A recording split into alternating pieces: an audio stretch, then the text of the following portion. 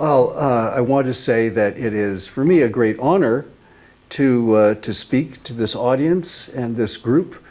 I am sorry that I do not speak Catalan. I do know some Spanish. I just thought that it wouldn't quite be appropriate to speak to you in any Spanish, so I will use the language of English, which for academics and intellectuals today is like Latin in the Middle Ages. And you will all know enough English to understand mine. In fact, I am disappointed in myself that I'm not appropriately dressed. I tried to buy a cravat, a tie with the Catalan colors. And I couldn't find one. You really need to manufacture some beautiful, what beautiful colors, gold with 4 red stripes. And I wanted to wear that. I did have a tie from the Army War College that has a yellow and a red stripe.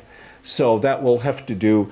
But next time, if I ever come back, which I hope to do, I will want to see all of you wearing Catalan color ties. You really need to have that. And the ladies with scarves, golden scarves with the 4 red stripes. And so you can promise me that for the future, a subtle way to show your love of country. And I have to say that Paul and Daniel have converted me to your cause. And for this reason, I appreciate the invitation and the opportunity. And now I am military, I'm an academic, and as an academic, I don't really conform to other academics. I have a very strict personal rule, is I generally talk about things that I really know something about, unlike so many other academics. Well, anyway, I want to talk about something about how smaller countries, and also larger ones, can establish a first-class military training and education system. And this is important because if you have armed forces or security forces, the core of your heart and soul of an armed forces are your officers, and they need to have the right kind of professional training and military education. If they don't have that, your security forces, your armed forces cannot function effectively. You can buy the most expensive weaponry, you can spend huge amounts of money, and it will be totally ineffective. On the other hand, you can have a fairly modest establishment. If you have well-trained, well-educated leaders, they will be successful at what they do, and this is why it is of central importance. And this is a photograph of the Baltic Defense College, which you'll hear about, and which I was dean of. And the real title is Things That Every Senior Leader Needs to Know About Military Training Education. And I spent 17 years teaching at U.S. staff colleges. As a reservist, I taught the Army War College. I've lectured at the U.K.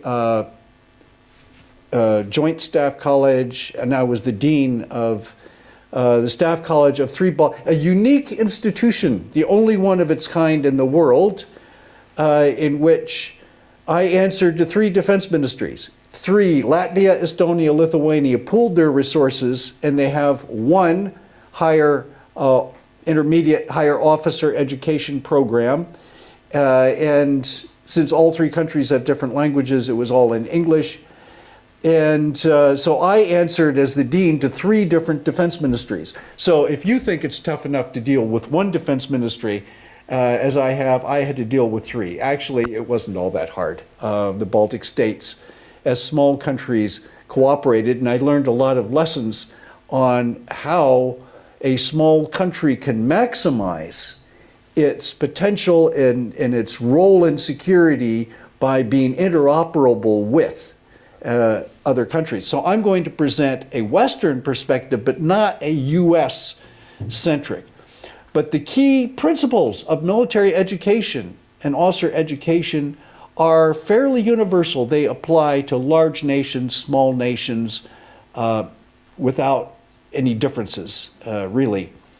And it's central to everything that we do. And every senior leader, every minister needs to be aware of, and at least concerned somewhat about military education. And it's not beyond your resources. In fact, you don't need vast resources to have a very superior system. And we have an expression in boxing, punching above your weight. When I boxed, I was like lightweight. But actually, if you're really good, you can take on a light middleweight or a middleweight. In boxing, somebody above your weight, and you can still win if you have the right kind of training and education.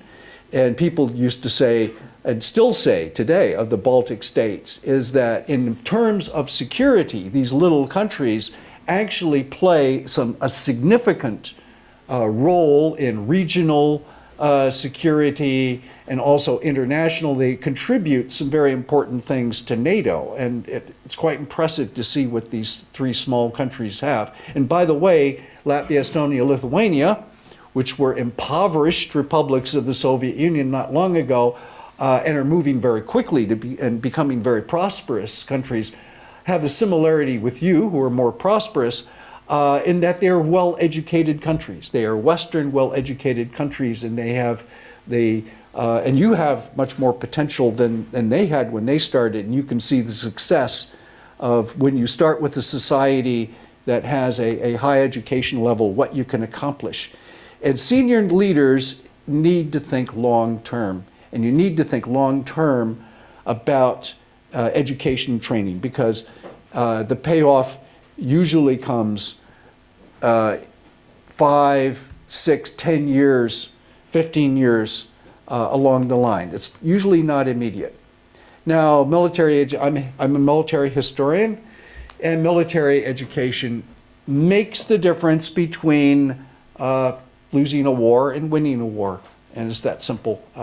The Germans, 1870, proved that in 1866, that their officer education, their general staff system, was far superior to what they faced in the French army and the Austrian army, which were good armies and were well-equipped armies. And they had good officers, but they didn't have the level of training and education that the Prussians did, and the Prussians won. And in fact, other countries essentially copied the Prussian system of the general staff education system. And we generally follow a great deal of the general staff. In fact, I have the manual for the Prussian army from 1870, and they have a training program and how to run maneuvers. And you open up the back, and there's a monthly training plan, and you move from the regiment into the brigade and division maneuvers, and then you end the year. And it's shaped in graphs, and so it looks exactly like a 2019 U.S. Army yearly training graph that we have today, and this is from 1870. So the principles go way back. I love that maneuver book. It lays out how you run maneuvers, how you run war games and staff exercises to train your leaders. And the Prussians were doing this in the 19th century. Now we have computers to help us. The same principles are all there, and the importance in education. And just my book, being a military historian, talking about education, and we talk about old dead Karl there, Clausewitz. I'm not allowed by tradition to give a talk in military education without showing a picture of Clausewitz. So whether you like it or not, I'm required to do that.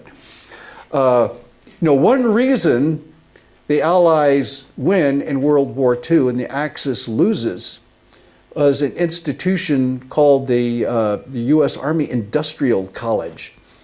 And the U.S. higher officer education programs, the War College, Naval War College, that focused on strategy and educating higher ranks of officers at the colonel level.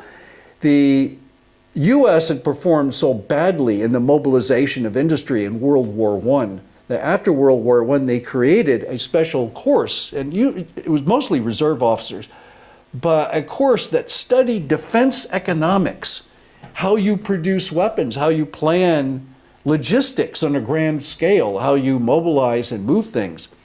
In fact, the Germans visited the Industrial War College in the 1920s and said, wow, these Americans are onto something. We should copy this. In fact, they briefly tried to copy this in the 1930s, but luckily Hermann Goering killed the idea after a couple of years because he didn't want his Luftwaffe being forced into a joint staff, and it was personal rivalries.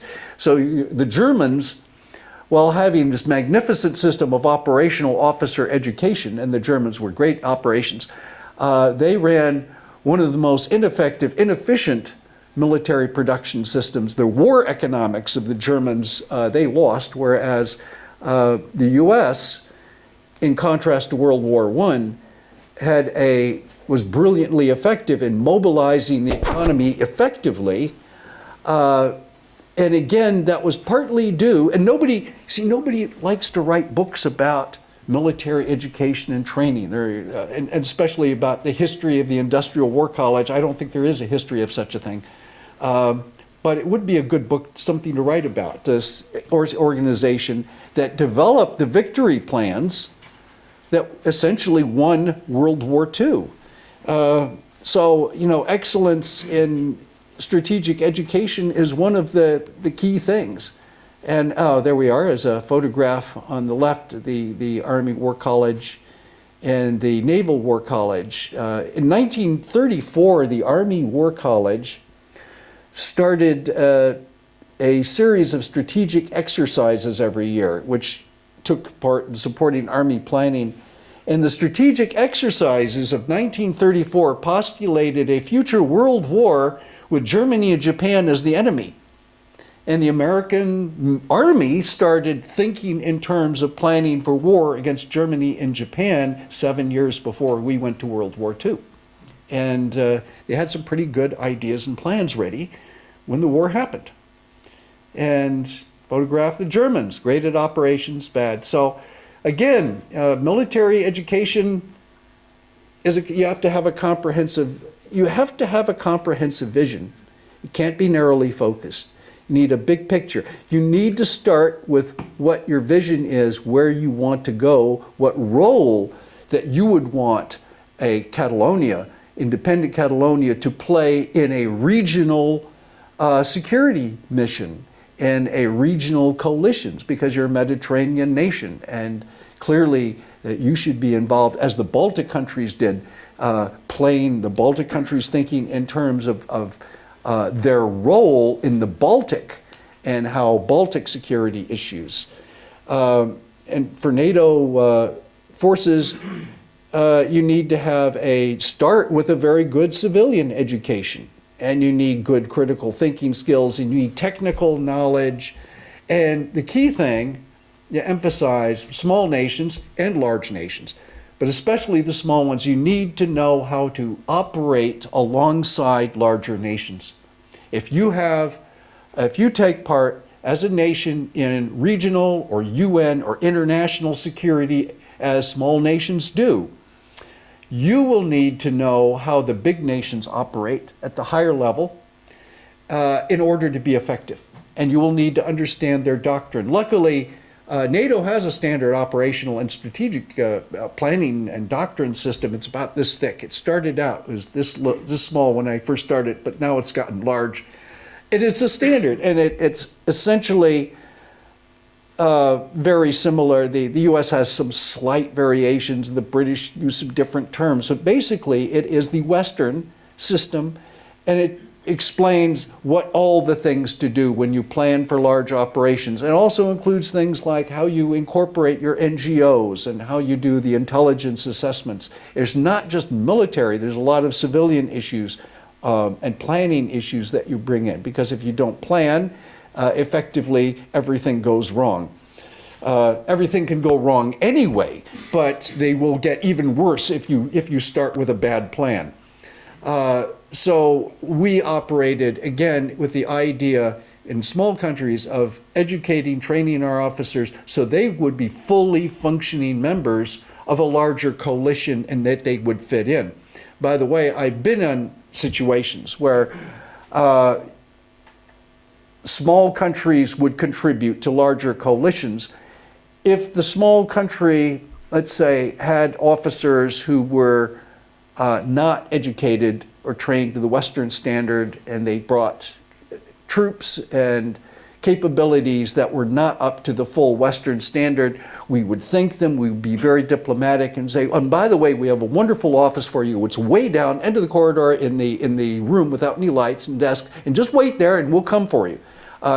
You will be shunted to the side as a small nation if you cannot bring a high level, fully high level of expertise. But if you come into the room and you are fully trained, you have a high level of expertise, and you maybe bring a few elements, but those are fully trained, capable elements, you will be admitted to the club. You will be accepted, valued member of the operation. And your level of training education is what determines where you will stand when you do a multinational operation. And I have seen this happen. I don't want to get into details, I get in trouble, but on naming names, but this is what happens. So you are not going to lead a big operation, but you're certainly going to be part of all kinds of different operations. Now NATO has essentially a four-phase concept of officer education. I'll run into that. But this is a basic construct that works very, very well for big countries, for small countries. And I want to give you some examples as a historian of getting it right and wrong, and I can go through, one of the problems that we had after Vietnam is we established some specialized courses. In fact, a second year at Staff College for selected people to become strategic operational planners. I taught at one of these schools, School of Advanced Air Power Studies, and this showed the capabilities of the Americans in the 1991 Gulf War and the military part of Iraq. Operational excellence is there. But, one of the things that after Vietnam is that the U.S. General Staff Course basically cut out all thought and education and consideration of small conflicts.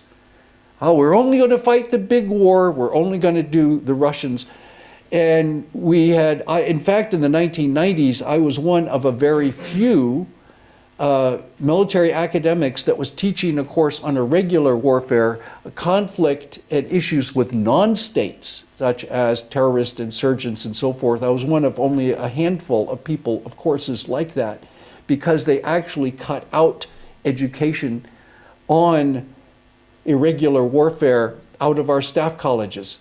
Now what happened is when we go into Afghanistan and Iraq, we had an officer corps that was superbly trained for the big armored battle, and they fought in that, and they were mentally unprepared to fight irregular non-state forces. They hadn't even thought, only a few of us had thought about that. And we continue to see the mess that the American military, the American government, got itself into because our officers did not have the mental equipment to get involved in a conflict. And it wouldn't have cost much money to get them thinking and learning about such things. So you need to have, we had to restart, we had to relearn basics of doctrine and how to fight such conflicts, which I think was a mess that we had. It was unnecessary, completely unnecessary, that we had to start from scratch. So the balance of military education, you can't focus on just one thing. You can't focus on just peacekeeping. You can't focus on just conventional war. It has to be somewhat comprehensive. You have to look at different kinds of conflicts, different kinds of regional things, and above all, you have to emphasize critical thinking skills. Now, one thing that was very good is that we pooled resources. The Baltic states were very good at these countries. Far fewer, the three Baltic states and GDP actually have less than Catalonia has, but they were very good at pooling the resources, finding the money. We could have a good institution, good infrastructure, and we had very, very good connections and support from the excellent universities in the Baltic states. And again, if you have an educational institution, having your partnerships with your civilian institutions, which of course have wonderful libraries, which have various IT resources. Now, we also contributed to them. Tartu University, which was literally next door to the Baltic Defense College, which was a huge convenience. We interoperated with their faculty on many levels, and they came over to lecture for us. They actually got two of our faculty, myself and another colleague, to teach a military history course to the civilian students at Tartu. So you also have, NATO has different centers of excellence, and these again were tied in, and the Baltic states have three very important ones. Estonia has the Center for Cyber Conflict. You think cyber conflict's an important security issue today? Yeah, I think so. Strategic Communications is the Latvian Center of Excellence, and Energy Security is Lithuania. All three centers closely aligned with civilian academics and partly, mostly staffed by civilian academics who do really good research. And if you're doing research in those fields, go to the website, get into the website, and you will see a lot of monographs, publications, outstanding research done in those specialty fields, which shows what, and these are small countries taking the lead in key areas of NATO security. But we, again, cooperated, worked, the cooperation between civilian institutions and the military in the Baltics were very good. And the Baltics reached out and, in fact, paid for partner countries, Croatia, Ukraine, Azerbaijan, other countries, to send their officers to the Baltic Defense College. And in fact, I would argue that the Baltic Defense College is a very good model, at least in curriculum and style, in the manner we run our system, in our graduate program, in our cooperation with civilian countries. This is a very good model for any smaller country to follow, actually larger countries too. Just a quick view, you start with the national military colleges or a short course for people who already have university who wish to become officers, take a much shorter, take a short officer course, you get your specialist training. That's your first phase. Your second phase is, again, it's usually a short staff or specialty course when you're a captain, 3 months, 6 months. The Americans do, every NATO country does this. Now, at the point you reach major, this is when you take a year-long staff college. It's probably also the time that you get a master's degree, because when you go to the major NATO countries, you'll find 80% of the officers have a master's degree. And again, there's no law that says you have to have one, but I think it's a good idea, partly because the master's degree requires you to write a dissertation, requires you to do some serious research, and I think research is a skill that an officer should have. And then at the colonel level, there's every Western country has a 6-month or a year-long course that focuses on strategy and national policy in the military role. So that's the NATO 4 standard model. It works, it's important. Here are, in the staff college, these are learning areas that we had. We have 5 learning areas. Again, this is very standard that you will find a model. It's not something we recreated, by the way. We borrowed a lot from Canadians, Americans, the Nordic countries. When the Baltic Defense College was created, the Nordic countries played a lead role. But again, I've lectured in Denmark, Norway, Finland, Sweden, at their staff colleges, and frankly, it's not much different from lecturing to an American audience. Again, it's a professional group, and these are the standard in that you will find learning areas in any Western staff college. And it breaks down. 60% is what I call higher training. This is in teaching people to be planning operations. It's doing war games. It's teaching the essential skills that staff officers need to have, which is writing operations orders and doing detailed planning, and also being a commander. So that's 60% of your course. And then the other parts are very much education-oriented. Not much different from any civilian skills that you will find, let's say, in a management or professional school. We will talk about international security, and our courses, our seminars will not be much different from your politics seminars in international relations. In fact, they'll be just about the same because we have civilian professors teaching those subjects. And we will have, of course, ethics, professionalism, how to do academic writing and research. Again, these are your 40% is maybe very close, almost exactly what you have in a civilian, and then 60% is about it's not exactly education.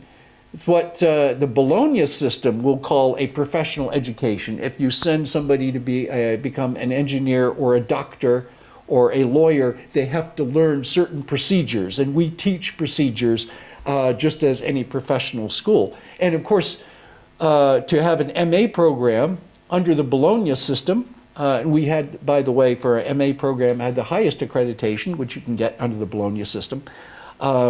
We had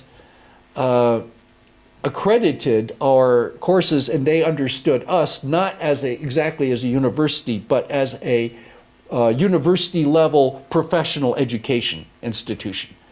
And we attracted an international staff. One thing, you could be very nationalistically Catalonian. I would encourage that. At the same time, if you want to have a good education, you should have some people in that faculty and in your seminar groups who are not from your country, because you want to avoid the groupthink and having the international mix at a university. And we're talking to a largely university faculty or group, I hope. Having a mix of different ideas and people is a good thing in my experience. And again, this is just what we were thinking through in the research issues of a war college course, strategic leadership, strategic warfighting, which is different. Regional, very strong emphasis on the strategy level is regional studies. And for us, it was the Baltic. And of course, doing more advanced research than you would do at the lower officer level. So again, we did a lot of thinking. We developed a good strategic course. It requires time. There's always debates about how long courses. The Austrians have a 3-year General Staff Academy. By the way, it's a very good course. I'm very impressed. Magnificent building that they have, built in the time of Kaiser Joseph or something. But anyway, the general view is that these levels that we've set up in these time periods are approximately right. And the NATO nations and the non-NATO nations, and you might be surprised how closely countries like Austria and Sweden and Finland, which are not NATO, how closely, and Switzerland even, how closely they actually work. I've seen NATO big simulation exercises in which the Austrians played an important part. So you don't have to. I encourage NATO. I'm a great believer in it, but it's you have an interesting situation where you have the non-NATO countries who are fully capable of operating and working with the NATO countries, because that is, again, part of the broader security policy. So we evolved from a short course. It took a long time, the Baltics Defense College, to evolve to what it did. And again, because the Baltic states were starting from essentially scratch, and essentially from an economically very weak position, and a position of accepting aid, from a position that you're in today, you could simply jump right into very quickly establishing this level of military education. You could do it actually quite easily without too much trouble. And one thing we found that was important was the fourth course at the Baltic Defense College. We had a senior course, and we had some, at one point, an intermediate course. We had the staff college course, which is our biggest thing. That was about 70 students. We had about 30 students. But every year, we would have a short course. It would last maybe 8 to 10 weeks. And this is for defense ministry civilians. This is for people entering the junior levels of management in defense ministries who had not served in the military. And it was very important for them to learn how the military thinks, a little bit about military culture, ranks, how the military does things, which is different.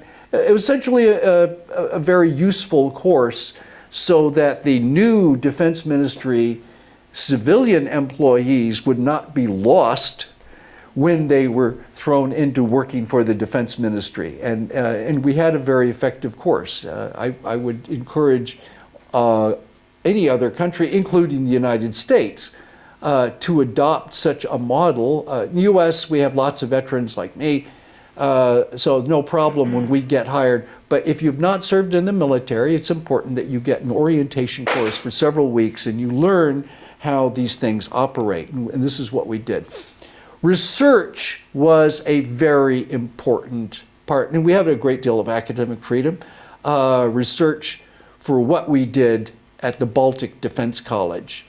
And we tied our research into creating a master's program. And given the capabilities of the Baltics, with many of our students knew Russian, they did some very good research on Russians.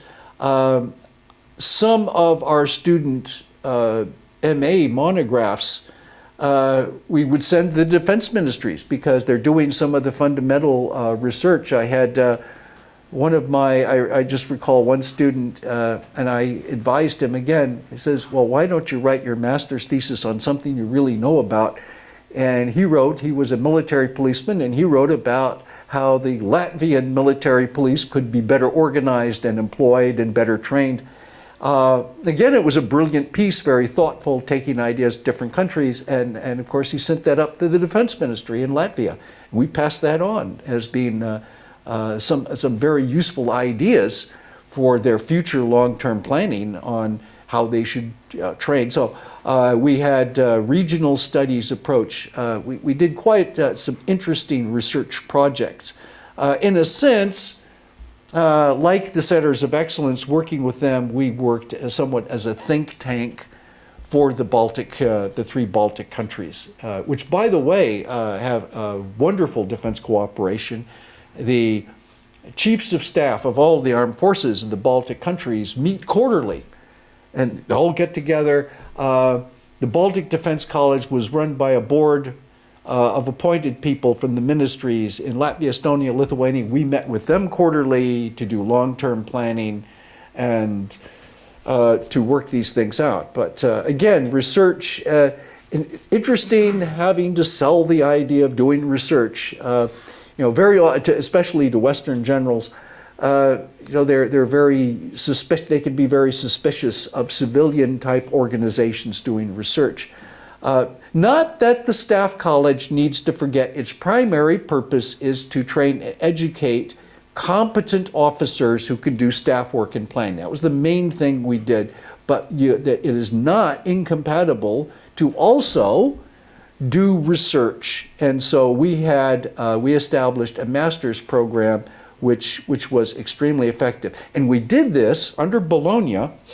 We partnered with the Latvian National Defense Academy, which had university accreditation already under Bologna, because it's much simpler to get a program approved rather than an entire institution. So we worked with them, we operated under their rules, and under the Latvian national rules, and we had our courses accredited. We had a very skeptical team of all civilians, never been in the military, academics, and they were very suspicious of what are we doing accrediting a military institution. And they came for a week and they looked over and they took our students aside and secretly talked to them, well, not secretly, but without any of us in the room, and talked to them.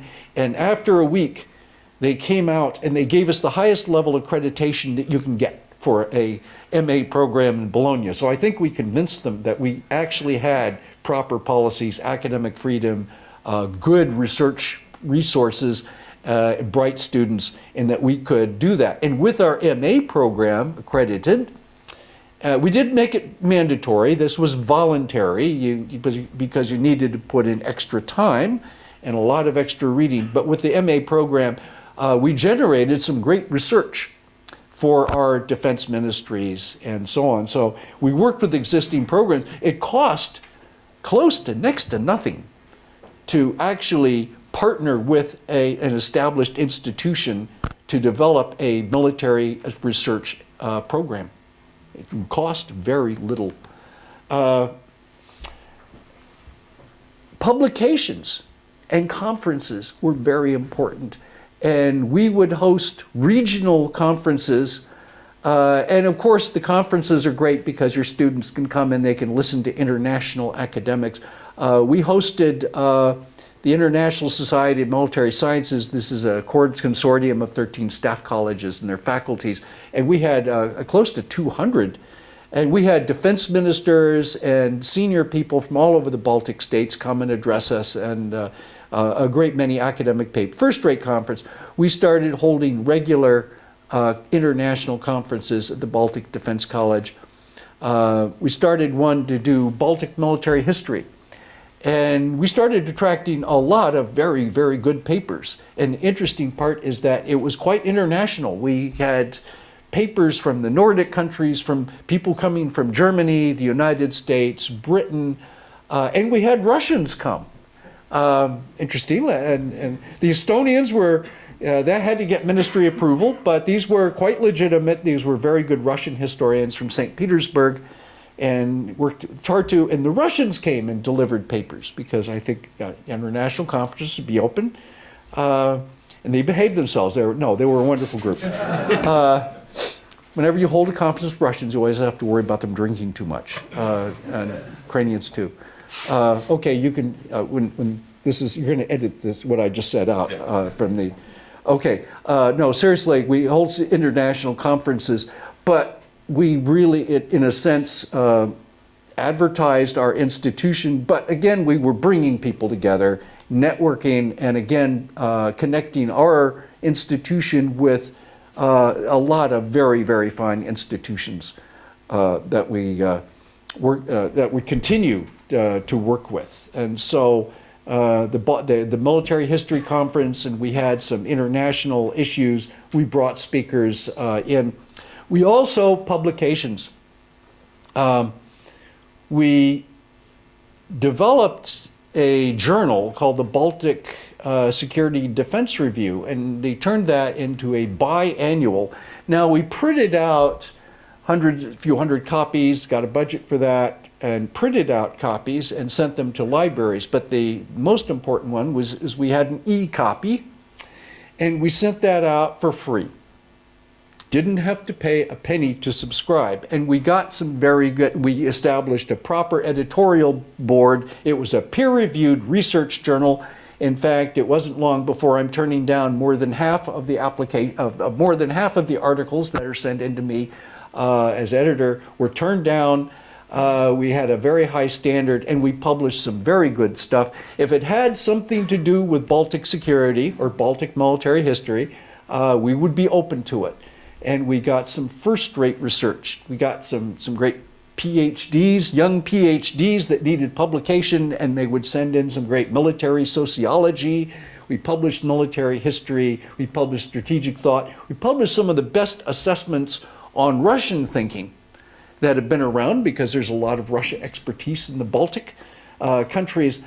And we not only sent out our Baltic Security Defense Review to every military institution we could think of, I also sent out I had my own list of people in the Pentagon, and would send them that. And we created a Baltic military history newsletter, which again, this was a little bit more fun.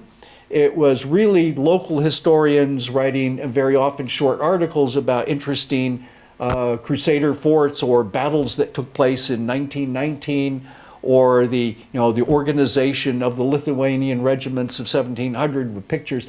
Just interesting stuff. But the one thing, and I can say this as a military history writer, the only kind of history that really sells and you can make money at is military history, because military history, people love it.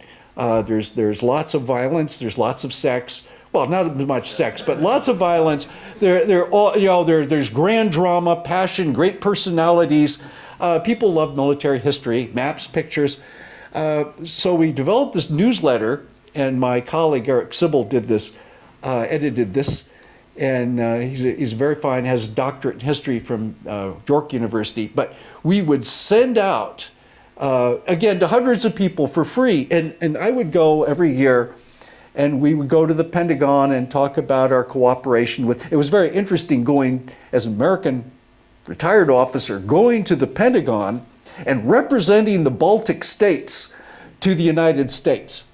But I was happy to do that. And I would get these comments from like deputy secretaries and saying, "You're the guys that published that Baltic military history newsletter. I really like that."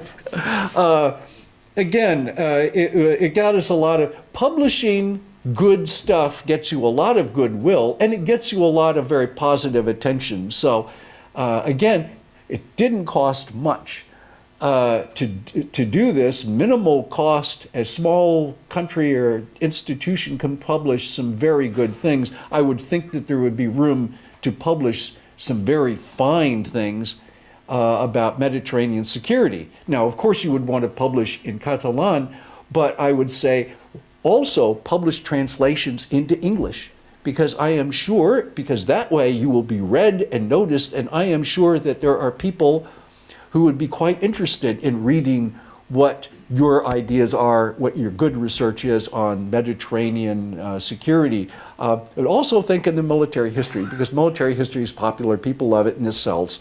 And again, it's something that encourages research. So I'm willing to encourage research on all kinds of things. Through, again, the capabilities, the electronic capabilities to publish and send are really, really great. And if you make it free, that's even better. As a university teacher of civilians, I used to always try to find free things. And again, the NATO Centers of Excellence at the Students Researching Cyber, this is free stuff. You can get some great books for nothing. And I really didn't like to make my students pay these giant amounts for books. If I could get them, if I could get something that was very good for nothing, that's what I would use for the reading. But these things helped play us a role. I can talk a great deal about our breakdown in Bologna. I'm actually going to finish writing up an actual paper or monograph that I am going to give to Dr. Molas, and he can distribute it any way he likes, and I can have details and lots of footnotes. I'm a historian, I believe in footnotes. On how we did credits, and I can bore you all to death, but some of you might be quite interested. But on the detail that we created an MA program that was fully equal, if not, actually it was better than MA programs offered within U.S. staff colleges. Small countries could have the flexibility and the brains to do this. Do not forget educating civilians. Again, making sure that those civilians have the education in understand defense planning. So that is key.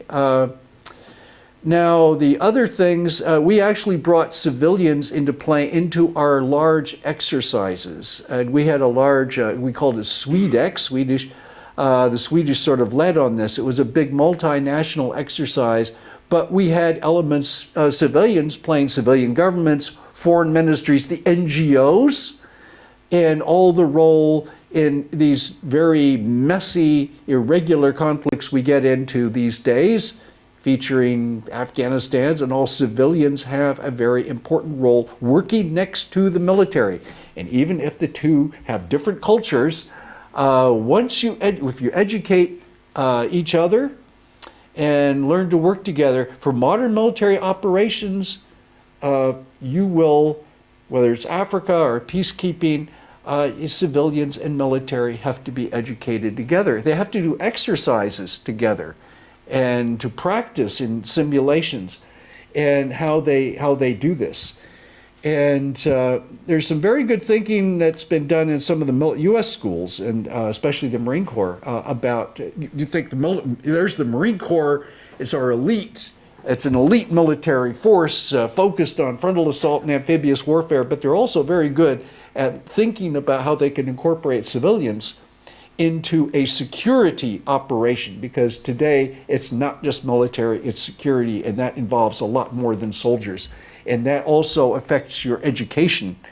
And again, I'm going back to the time when we taught everybody how to fight the big armored battle of the Cold War, and we did it so well, and we forgot to teach them all the other things that they might need to know, so they were mentally unprepared for the conflicts that they faced. And bothers me. I mean, I know friends of mine have died because we were not mentally prepared to get into, to fight the conflicts that our leaders sent us into. Enough of that.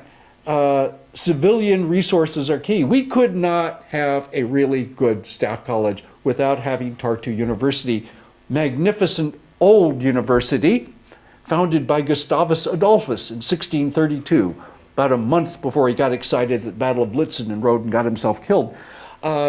But this is a long tradition as a great university, and we had this wonderful close partnership. We also work very closely with the University of Latvia in Riga. Again, one of the great old universities. I can't say enough. We were partners with the Cyber Center in Tallinn.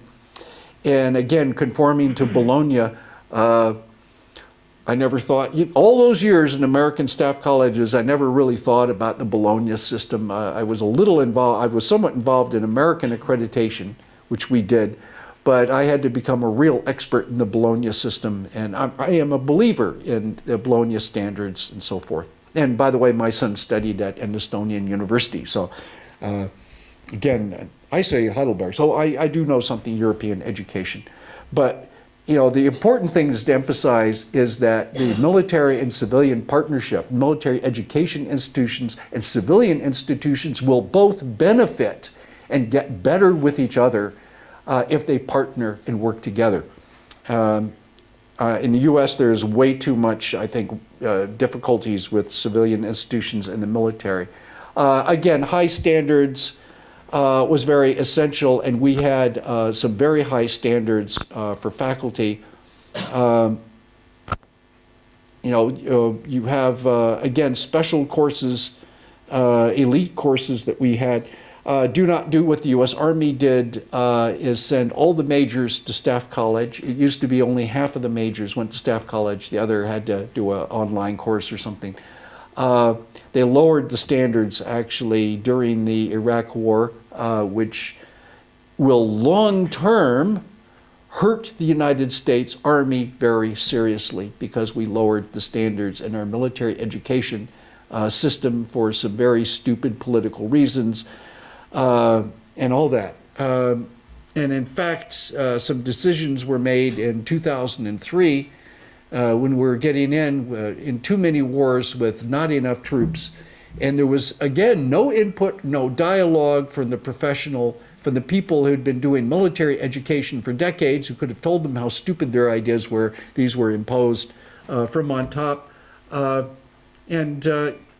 speak up if you, in a situation like this. I certainly encourage that and did speak up myself. Of course, it was ignored, but do listen to your educators and your specialists on this. And the U.S. Army, again, will pay a price for lowering its high standards.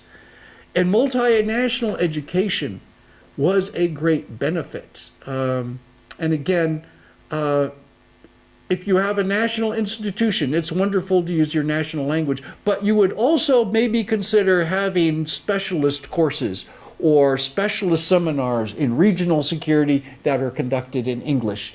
Again, you want to have perspective and students mixing with yours who have a different perspective, a different national perspective, and that was the strength in our situation. And here's the number of countries involved. We had Bosnians, Estonians, Latvians, Lithuanians. We had on our faculty quite about 10 nations represented, but in our joint course, this is just 2013's, that I just pulled from an old slide. We also had a Japanese officer. That gives you some real international perspective. It was great working that way. And we had wonderful international night every year where every country had to bring food from the country and they'd come in national dress. It was great. You have to have the right faculty. For your military faculty, you need to have officer teachers who have operational, not only staff college graduates, but considerable operational planning and staff experience and even command experience. We had a retired colonel in the British Army. By the way, it's actually quite cheap because retired officers already get nice pensions. And so a civilian salary is icing on the cake. It's just something extra. We had a retired colonel who had been a senior planner for the British Army teaching our strategy course and our student planners. I think it's pretty good. Civilian faculty, in most cases, should have a PhD. And we went, when I became dean, we had 2 people with PhDs. In 6 months, we had 7. I think it's very important that you have people with PhDs. But I think it's also important in an institution that's primarily military is you need to have a military background. And at least some military background so you understand the military, that you can read an operations order as well as a civilian, and when possible. And if you don't have what the U.S. and what other countries have done is they have selected bright officers with potential. We did this when we created School of Advanced Air Power Studies, and every year we would ask her, it was volunteers, and you're not going to make a general, highest rank you'll ever get is colonel, but we would ask Air Force officers who are our top students, who were very sharp and were normally people with flying combat experience, and we would ask them and offer them the chance to go and get a PhD at a top civilian university Air Force pays. And after they get their PhD, they'd spend some staff time so they get back in the military thing, and then they would come and teach for us for a while, for a 3-year tour or so. And so we would have people who are fully qualified civilian PhDs as well as having military operational experience, which I think is exactly what you need.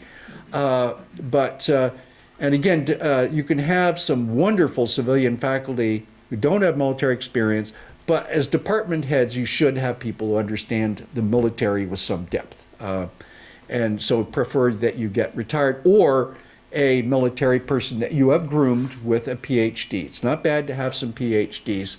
And the problem is, of course, if you have never served in the military and you're civilian and you're at a staff college, which is about teaching professional skills, you will want, smart as you are, if you're a civilian, you will want to recreate your civilian institution that you came from. And you came from a civilian sociology department, and you will want to turn the staff college into a sociology department.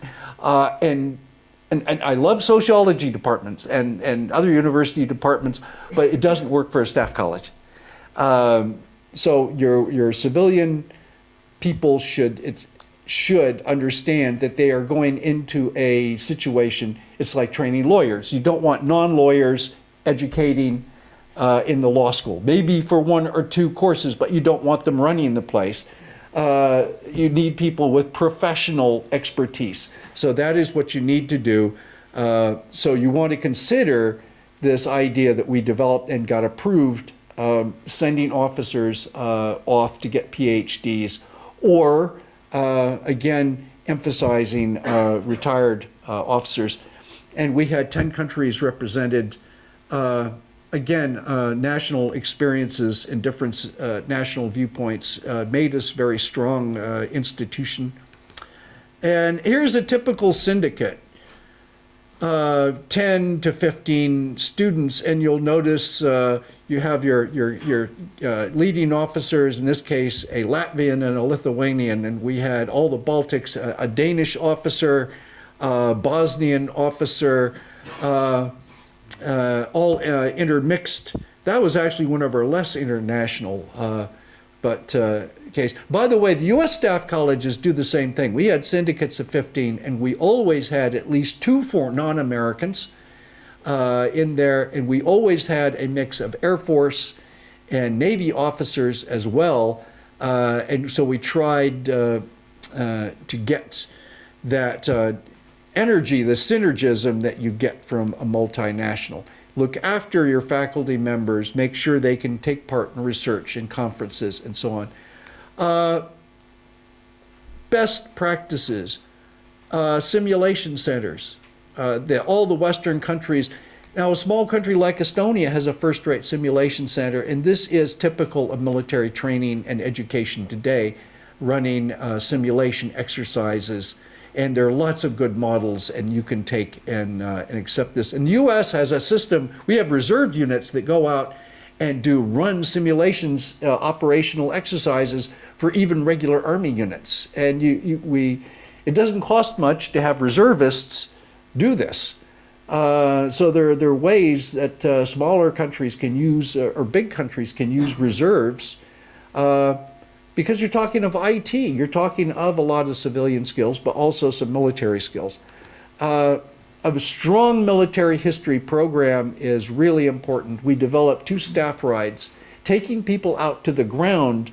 Staff ride is not about learning, well, it is partly learning history, but the history that you learn is about decision making. It's going to the ground where people had to make decisions, and they had to plan, and they had their staffs. And sometimes they made good decisions, sometimes bad, and it's looking at that decision-making process, because the core of what you're teaching in military education is making decisions. And then after the historical part, we give them the historical documents, the actual operations orders, and the actual documents that commander had, so they understand the commander's perspective. But then we will take each syndicate and we'll give them a modern problem, brigade defense of this sector. And again, we will have all the different syndicates come up with a solution, and then they'll all brief their solutions, and we'll critique that. And again, it's not that there's a right or wrong solution. It's just to look, well, in your process, did you think through the logistics problem of this? Did you think through this? And this is what the critiques sometimes come down to, is, was your decision-making process take into account the important things, or did you get too bogged down in the details? Staff rides, on the spot kind of things, and making syndicates do this. It's great education. We developed 2 major staff rides, which were exceptionally effective. We're small country, or small countries, but we had some great battlefields from World War I and World War II, which we used in the staff ride. And I'm writing about here, military history studies declined in the U.S., and I'm very sad about this, because this is, again, it's one of the reasons that we perform poorly in irregular conflict is we haven't actually, the U.S. Army's never written an official history on we trained the Salvadorans in the 1980s, which was very successful, by the way. We took a very bad army and made it much better. We actually didn't write military history about successful things that we did, which amazes me. But the U.S. military is so technology focused that it ignored military history. In the 1990s, the United States, it was actually in the 2000s, the U.S. Air Force stopped the teaching of all military history at the Air Command and Staff College. All military history before 1990 was eliminated, at least for a time, because it was about old technology. and therefore irrelevant. Well, frankly, as Mark Twain said, history does not repeat itself, but it rhymes. That was rectified later. But again, you have to watch out in some of the fad thought that goes on. This idea for a long time in the 1990s, the decline in history because technology's made history. Well, technology has not made decision making irrelevant. And if you can go to the 19th century and you look at how they made decisions and how commanders operate, and you go to the 21st century, you will not notice gigantic differences in the decision-making process that people have. And that's what a staff ride, that's what history will teach you. It's not about technology. And the good news is that the first-rate military education system is not expensive. It's actually pretty inexpensive. And in fact, for the price of a couple attack helicopters, you can have an outstanding military history system, and in fact, our military education system, and in fact, a really well-educated and trained officer corps will get you a lot more than those two attack helicopters. And that's pretty much it, my presentation. I've gone a little longer than I thought, but I am eager and open to any questions that you would have. And I thank you very much for your interest and your attention.